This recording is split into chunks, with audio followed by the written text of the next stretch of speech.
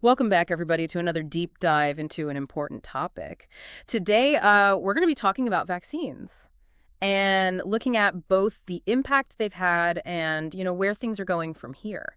Our sources today are an article from Scientific American that tells some pretty incredible personal stories about delivering vaccines. And then also, we're going to look at some of the history of inoculation from the Ottoman Empire.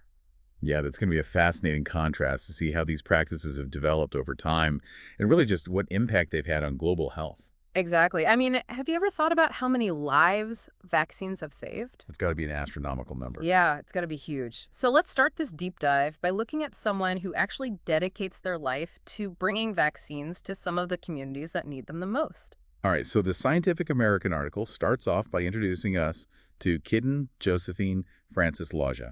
She's a community health worker in South Sudan. Oh, wow. So what's life like for her? Because it sounds like she's really going above and beyond to reach these communities. Yeah, it's definitely not an easy job. Every week, she travels up to 10 miles by bicycle to reach these remote villages in South Sudan. And we're not talking like nice paved roads here. It's often challenging terrain. She's dealing with the scorching sun, heavy rain. Wow, that's a dedication. So what exactly is she doing on these trips? Well, some days are focused on community outreach. So she'll go and she'll educate people about the importance of vaccines like measles and polio. And she'll try to address any concerns that people have. Then other days she'll return with her cooler full of vaccines to actually immunize the children. I bet there are so many logistical challenges in keeping those vaccines safe in those conditions. Oh, absolutely. I mean, think about it. During the week, she's also responsible for managing the solar-powered refrigerator at the community health center in her village. That's where the vaccines are stored. It sounds like a tough job. I'm guessing the compensation isn't exactly glamorous. You're right. Her monthly salary is just a little over $100. Yeah. And even that can sometimes be delayed for months. Oh. But despite all of that, her commitment never wavers. She really sees the direct impact of her work. And that was especially true during a recent measles outbreak. Yeah, measles can be really rough, especially for young children. What happened during the outbreak? Well, thousands of children were affected, and there were a lot of tragic losses. But because of the vaccination campaigns that Kiden was a part of, measles has now been virtually eradicated in her community. That's amazing. It's just such a good illustration of the power of vaccines and the people who dedicate their lives to delivering them.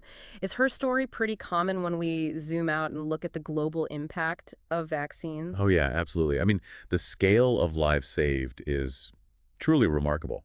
The measles vaccine alone has saved almost 94 million lives over the past 50 years. 94 million lives. That's unbelievable. So it sounds like vaccines are really reaching even the most remote communities.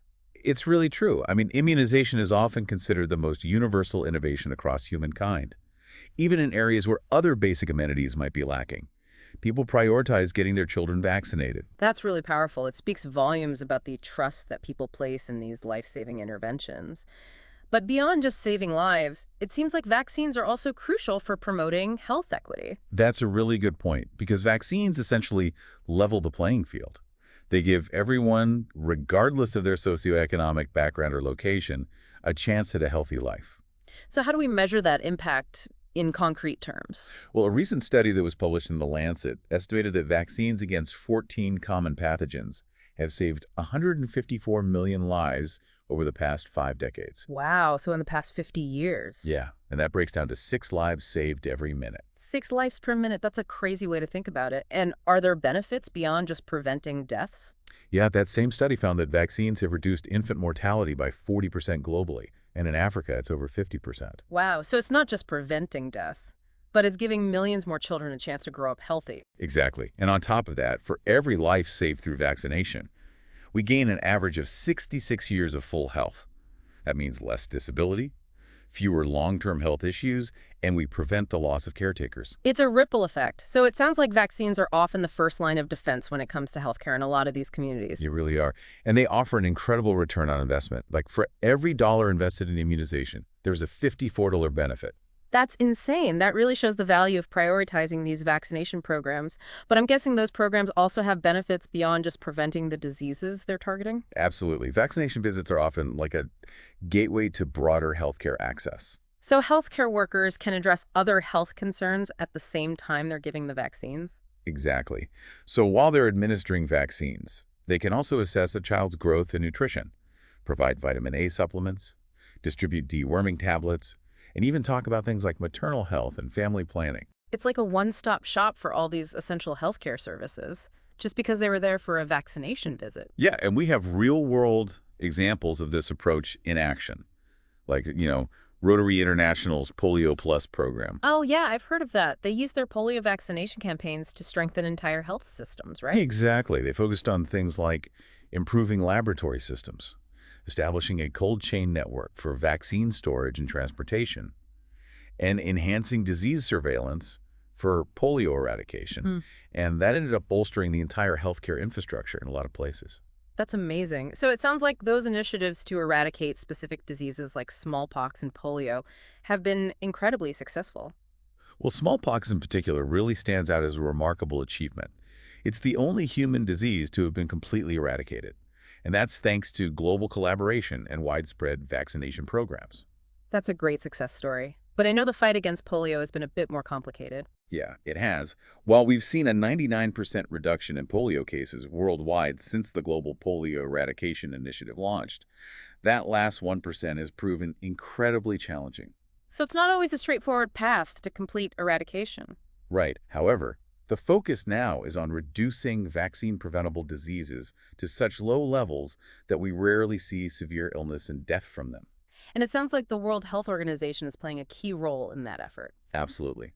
Their essential program on immunization initially focused on 6 childhood diseases, but now it's been expanded to include vaccines against 13 different diseases. The progress has been phenomenal. Global coverage has increased from less than 5% in the past to 84% of infants now receiving 3 doses of the DTP vaccine. That's a big change. It really highlights the impact of dedicated people and organizations working together. And speaking of organizations making a difference, we can't forget about Gavi, the Vaccine Alliance. Gavi has been doing a lot to increase access to vaccines, especially in low and middle income countries. Yeah, exactly. They've vaccinated over 1 billion children, provided 1.8 billion immunizations, and helped avert over 17 million deaths. That's amazing. So it sounds like they're really having a tangible impact in the fight for global health equity. They are. And it's not just about providing the vaccines. They also focus on strengthening health systems and supporting countries in their efforts to introduce and deliver these life-saving vaccines. That's a really holistic approach because access to the vaccines is just one piece of the puzzle when it comes to actually improving global health. You're absolutely right. But sometimes I think it's important to step back from the statistics and just look at the individual lives impacted by these efforts. Yeah, I agree. Let's do that. Let's shift gears and explore some specific examples of how vaccines have made a difference in the lives of real people. One powerful example is the story of the meningitis belt in Africa. It's a region that spans 26 countries south of the Sahara Desert, and historically had the highest rates of meningococcal disease in the world. Meningococcal disease. That sounds scary. What happens if you get it? Well, it's a serious bacterial infection that can be fatal. Even with treatment, up to half of those infected can die. And survivors can face long-term effects like hearing loss, seizures, limb amputations, and even cognitive difficulties. Wow, that's awful. So it sounds like a disease that has a devastating impact on both individuals and communities. It really does. But there's good news. Thanks to the development and distribution of a vaccine against meningitis A, this form of the disease has been virtually eliminated in the meningitis belt. That's incredible. It shows that vaccines can't just save lives, but they can also prevent lifelong suffering. Exactly. And we see a similar impact with the HPV vaccine, which can prevent up to 90% of HPV-related cancers, including cervical cancer. Cervical cancer is a huge problem globally, especially in low and middle income countries, right? You're right. It disproportionately affects women in those regions. Yeah. And when a mother dies from cervical cancer, it can be absolutely devastating for families, especially those struggling financially. So it's not just about individual health, it's about protecting families and entire communities? Exactly. Gavi has been working really hard to make this vaccine available to girls worldwide. They've already vaccinated over 16 million girls, and their goal is to reach 86 million by 2025. It's amazing to see how organizations like Gavi are trying to create a healthier future, especially for women and girls around the world. But let's step back for a second and think about the history of vaccines for a minute.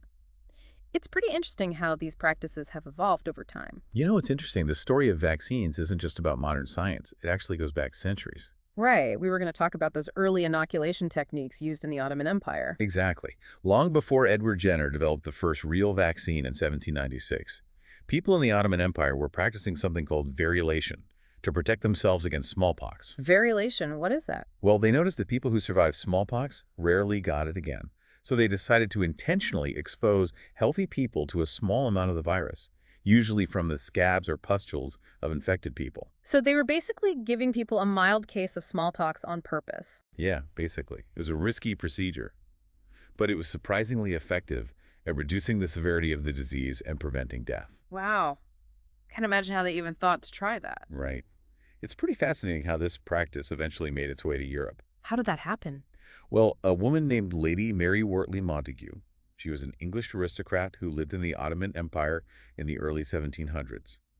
She saw variolation firsthand and was really impressed by how well it worked. It sounds like she was ahead of her time. Oh yeah, definitely.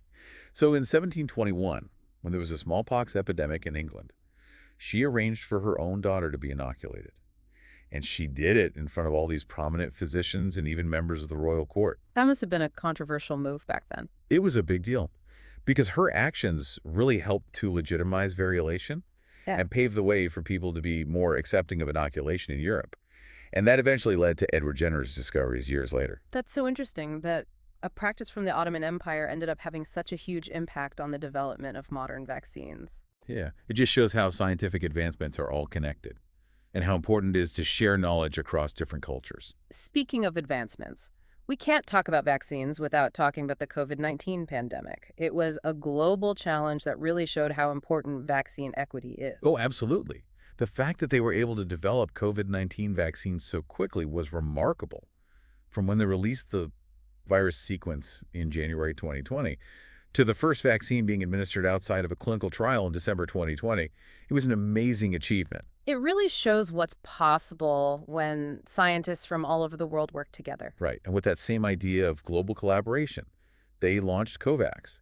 It was an international effort led by Gavi, UNICEF, and the WHO to try and make sure everyone had equal access to the COVID-19 vaccines. That sounds like a really important initiative, especially when you think about how uneven vaccine distribution can be. Yeah, unfortunately, it wasn't all smooth sailing. We saw vaccine nationalism start to pop up, where richer countries were prioritizing their own populations, which made it harder for Covax to do its job. So even with the best intentions, there were still obstacles. Yeah.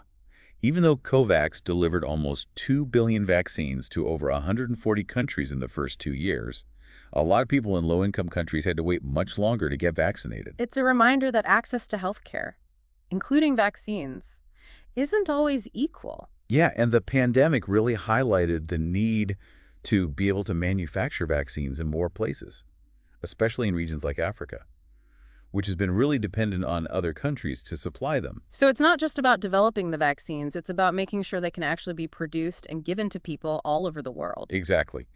There's been a big push to diversify vaccine manufacturing. So instead of it being concentrated in high-income countries, they're investing in facilities in developing countries. That sounds like a good step towards a system that's more resilient and fair. It definitely is. But we're not there yet. We still need to reach those who haven't received any vaccines at all. We call them zero-dose children. Zero-dose children. I've never heard that term before. Yeah, these are children who haven't received any of the basic vaccines that are recommended for their age.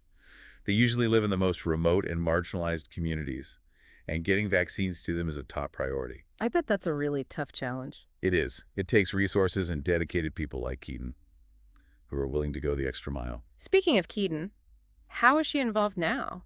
Well, her story comes full circle, because now she's actually helping to roll out the malaria vaccine in South Sudan. Wow, that's great. Malaria is a huge problem in South Sudan, right? It's really bad.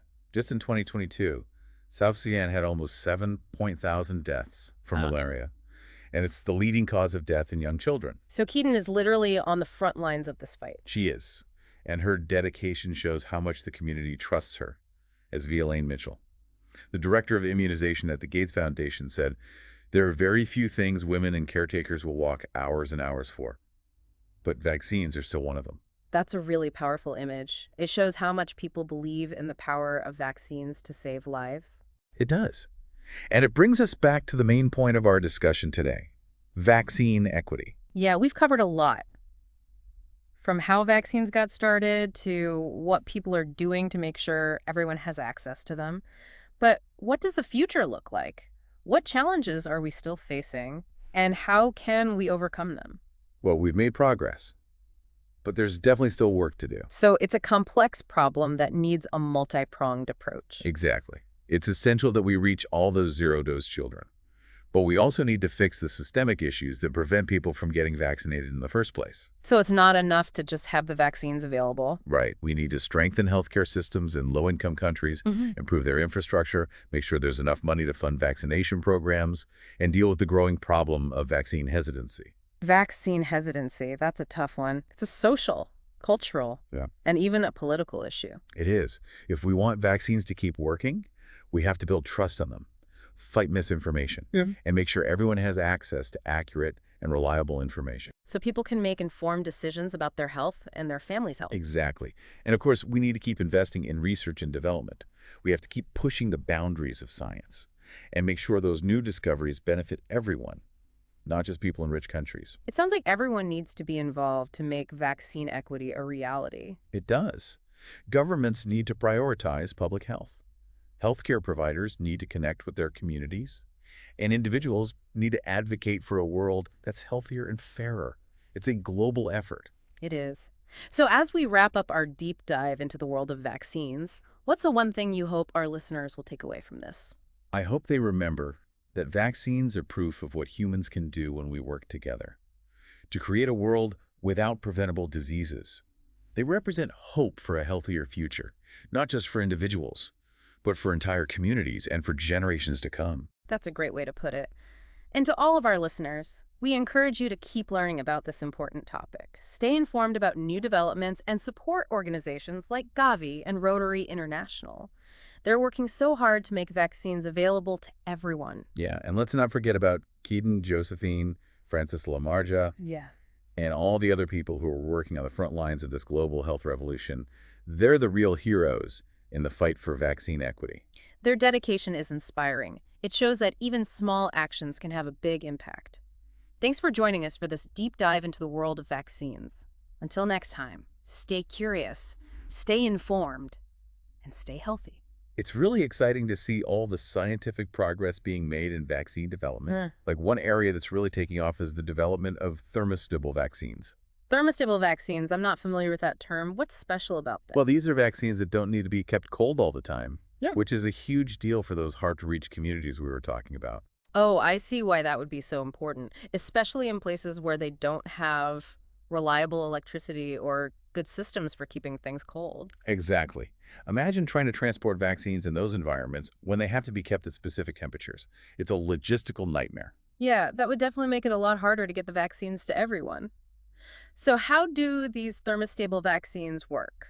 Scientists are using a few different methods to make the vaccines more stable, like changing the way they're formulated or adding things that prevent them from breaking down at higher temperatures. So they're finding ways to make them more resistant to temperature changes. Exactly. And this could really help reduce the need for expensive and complicated cold storage, which would make it easier and cheaper to transport and give the vaccines. That's awesome. It seems like a big step towards making sure everyone has access to vaccines. Are there other innovations in the works? Yeah, researchers are also working on new ways to deliver vaccines that are less invasive and more convenient. That's a good idea. Not everyone likes needles. And for some people, that can be a real obstacle to getting vaccinated. You're right. So scientists are looking at things like microneedle patches, which use these tiny, painless needles to deliver the vaccine through the skin. That sounds a lot better than a regular shot. And there are also nasal sprays, which are completely needle-free and might actually be more effective for some respiratory diseases. It's great that they're finding new ways to make vaccination easier and more appealing for everyone. Anything else on the horizon? Well, another area that's gaining momentum is personalized vaccines, which are basically vaccines that are tailored to each person's unique genetic makeup and immune response. Personalized vaccines. That sounds like something out of a sci-fi movie. It is pretty cutting edge. It's all about using our knowledge of genomics and the immune system. By looking at someone's genes, scientists can figure out which parts of a vaccine will trigger the strongest immune response in that specific person. So it's like a custom-made vaccine that's perfectly suited for each individual. Yeah, exactly. This could completely change how we develop vaccines and lead to vaccines that are more effective and targeted. It's amazing to think about the potential of personalized medicine, especially when it comes to vaccines. But even with all these advances, what do you see as the biggest challenges we still face in achieving true vaccine equity? Well, as we talked about earlier, vaccine hesitancy is still a big problem. We need to keep fighting misinformation and building trust in vaccines by making sure everyone has access to information that is accurate and reliable. So people can make educated decisions about their health and the health of their families. Right. And of course, we need to keep investing in research and development. We need to keep pushing the boundaries of science and make sure those new discoveries benefit everyone, not just those in high-income countries. It really feels like a global effort. Governments, healthcare providers, and individuals all need to work together. Yeah, it's a shared responsibility, Mm. and we all have a role to play. So as we wrap up our deep dive into the world of vaccines, what's the one thing you want our listeners to remember? I want them to remember that vaccines show what humans can do when we work together to create a world without diseases that we can prevent. They give us hope for a healthier future, not just for individuals, but for entire communities and generations to come. I love that. And to everyone listening, we encourage you to keep learning about this important topic, stay up to date on new developments, and support organizations like Gavi and Rotary International. They're doing so much to make vaccines available to everyone. And let's not forget about people like Kiden Josephine Francis Laja and all the other individuals working tirelessly on the front lines of this global health movement. They're the real heroes in the fight for vaccine equity. Absolutely. Their dedication is truly inspiring. It shows that even small actions can make a difference. Thanks for joining us for this deep dive into the world of vaccines. Until next time, stay curious, stay informed, and stay healthy.